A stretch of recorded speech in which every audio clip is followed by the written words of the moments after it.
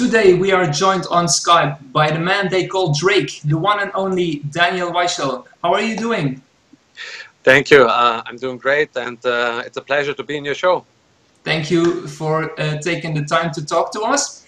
Of course, we at MMA DNA are following your career for years now, but the Dutch fans might not know you yet. So I'd like to start the interview by asking the question, how did you get involved with martial arts?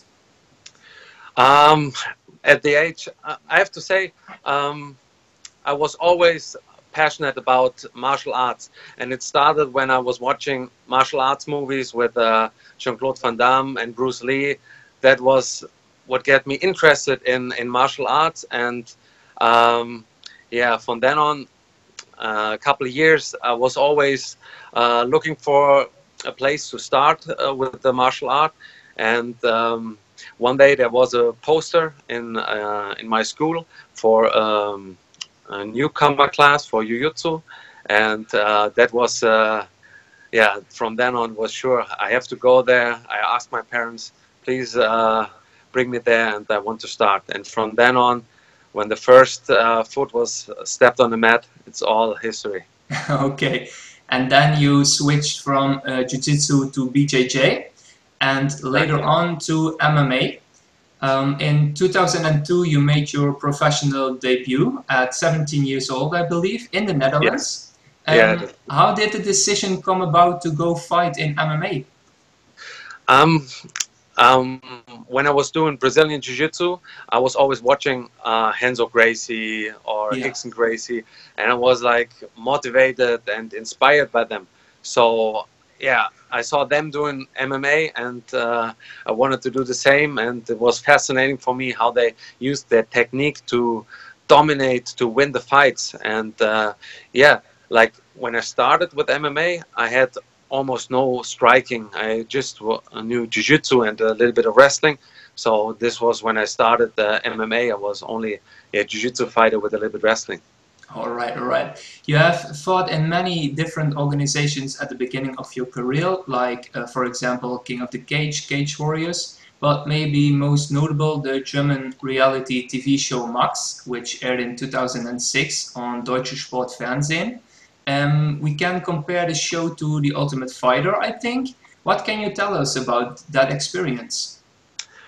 It was a nice experience. I think maybe it was a little bit too early for the German MMA scene, because MMA wasn't that popular at that time. But I always liked to fight many times in a year, and a tournament like this is exactly how I like to have my fights, one by one in a short amount of time. That's yeah, that's how I can perform the best. Same like in the Bellator tournament when we had the 3 fights in almost 3 months, and that's I really like that format and the tournament idea.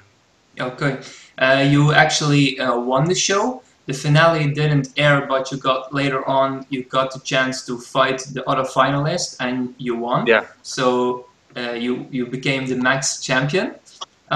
If we fast forward to 2011, after going 5-1 in the Russian promotion M1, you got the chance to fight in the co-main event at Fedor versus Monson show for the lightweight title against Jose Figueroa, and you won that fight by KO. That must have been an amazing highlight for your career, right? What can you tell us about that night? Absolutely. First of all, it was an amazing atmosphere over there. I think there were 22,000 people in the arena, and that felt just amazing. It was mind-blowing. All the people cheering, and of course, winning the title by KO in front of a crowd like this was just amazing. It really was a big highlight of my career, and yeah, it was very. And did you get to meet Fedor as well?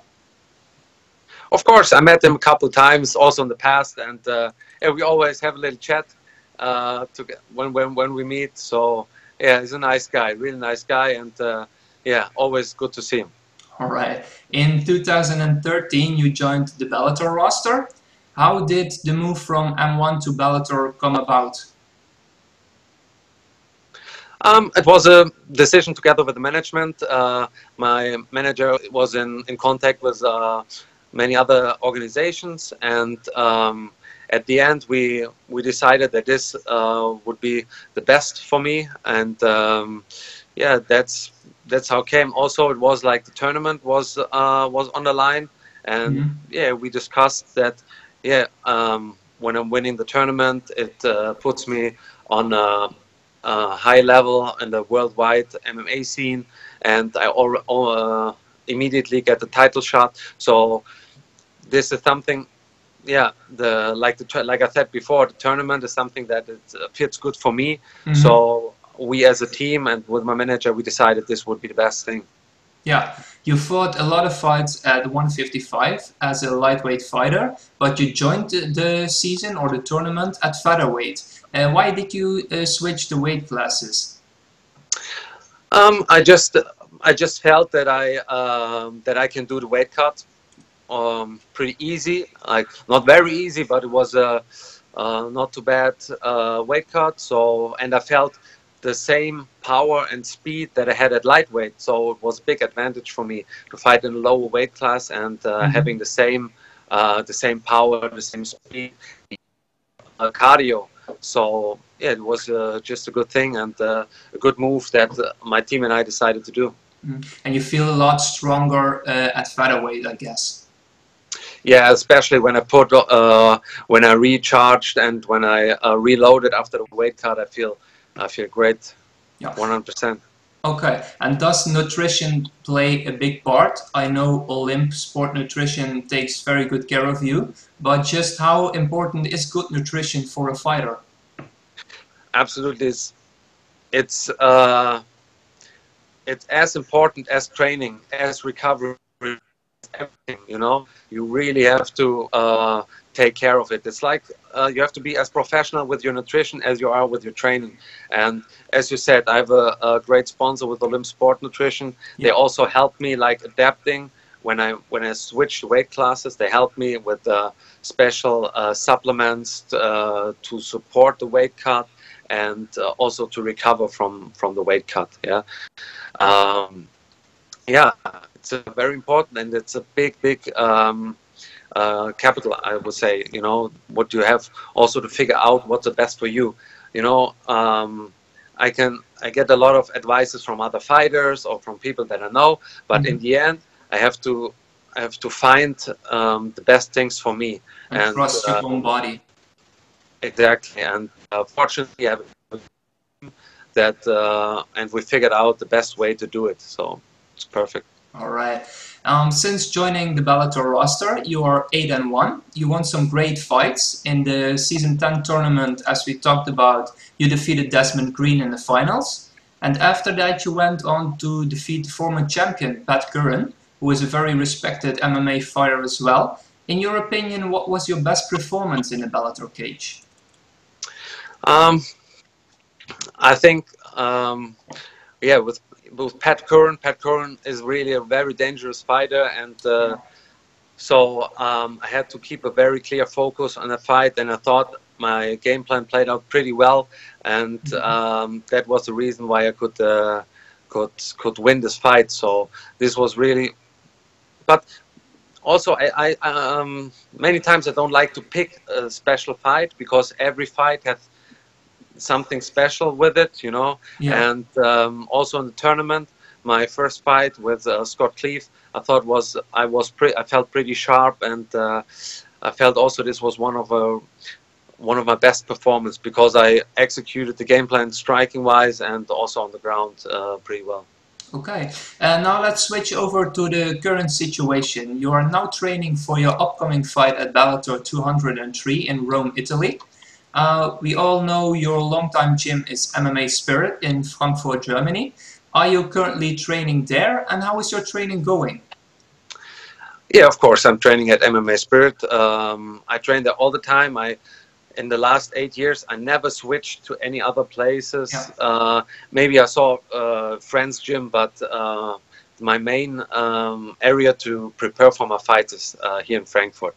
You know, we have like it's the best environment and the best surrounding coaches and training partners that I could imagine to have. You know, really, they taking great care of me and doing a perfect job to let me focus on my part of training, and they put all the other stuff together, like analyzing my opponents, putting the game plan together, looking ways of recovery or developing the training from especially my fighting.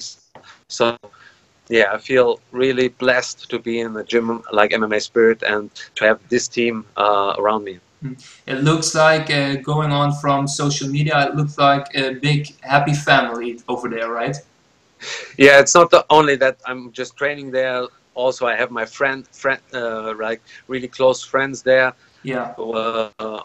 with who I'm also outside of the gym spending my time. So yeah, I love to be there, and I'm happy to call them my second family. Yeah. Okay, let's talk about your opponent for a minute. You're fighting Pitbull, Patricio Freire from Brazil in a big title fight for the Featherweight Championship. You fought Patricio before, and it looked like you were winning the fight in the first round, but you got caught in the second. What do you think went wrong back then? As you said, the first round was perfectly gamed, and this was also the game plan that we had for this fight. And having this situation by the end of the round, I want to took it with me into the second round. So my corner actually told me exactly the right thing. You know, do what you did the first round, keep the distance, put the pressure in a controlled way. So what I did was I was picking the end of the first round and took it into the second round, and I want to go on where I ended in the first. And yeah, that was the mistake. You know, I tried to push the same way, but he recovered also a little bit. And yeah, with an opponent like Pitbull, you can't make mistakes like that. You know, he will take advantage for that. So I lost my focus, my game plan for tenth of a second, and I paid for it. You know, and I took my lesson from it. You know, I will keep my focus this time, and nothing will distract me. No emotion, no anything. I will listen to my corner 100%, and everything will be fine. All right. Freire had to cancel your second fight in November of last year because of his injuries. Were you afraid then you would lose the chance to fight him for the title? No, I'm pretty sure that I'm the #1 contender with, especially with the opponents that I beat in the last years. So, also I really wanted to fight. You know, when they canceled the fight, I immediately asked, "Hey, if Pitbull is not able to fight, give me another opponent. I want to fight." You know, I'm a fighter.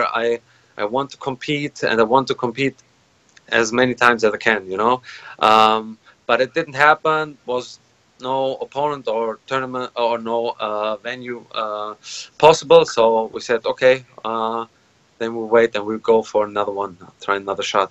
Yeah. Now the fight is a go. How does it feel fighting him again? Is it hard to fight a guy who defeated you, or is it for you extra motivation? I don't know.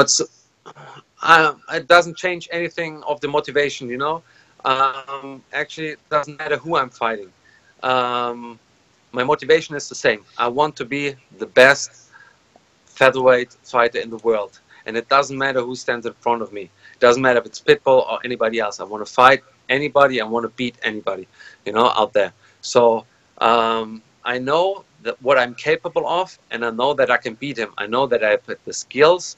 I know I have a strong team with me, and if I'm focused, I know there will be nothing what will stop me from beating him.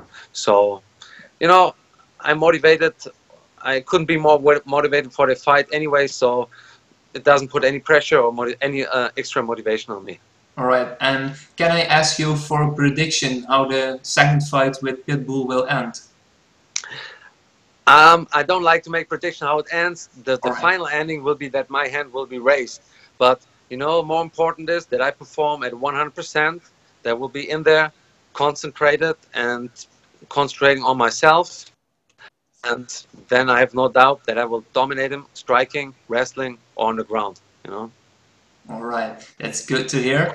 Bellator has not yet announced a show in Germany. Do you think it's a matter of time before they put on a show over there?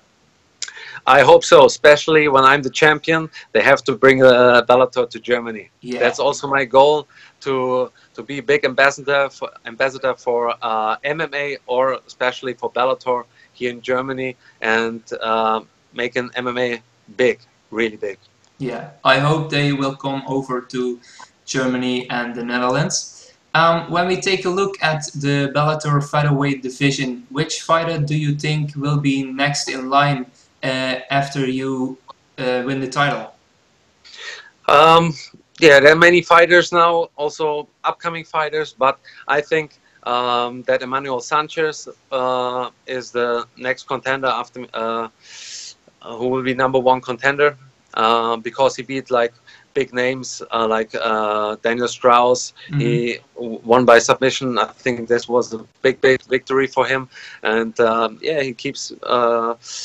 He's very busy fighting good opponents, so I think he will be the next in line. All right. You are currently 33 years old. Are you already thinking about what will be next after you stop with MMA, or do you plan on fighting for more years to come? Definitely, I'm fighting for more years. You know, I never tell an age or attain age when I will stop, or when I will retire. You know, it's all about how long I have the same passion that I have now for fighting.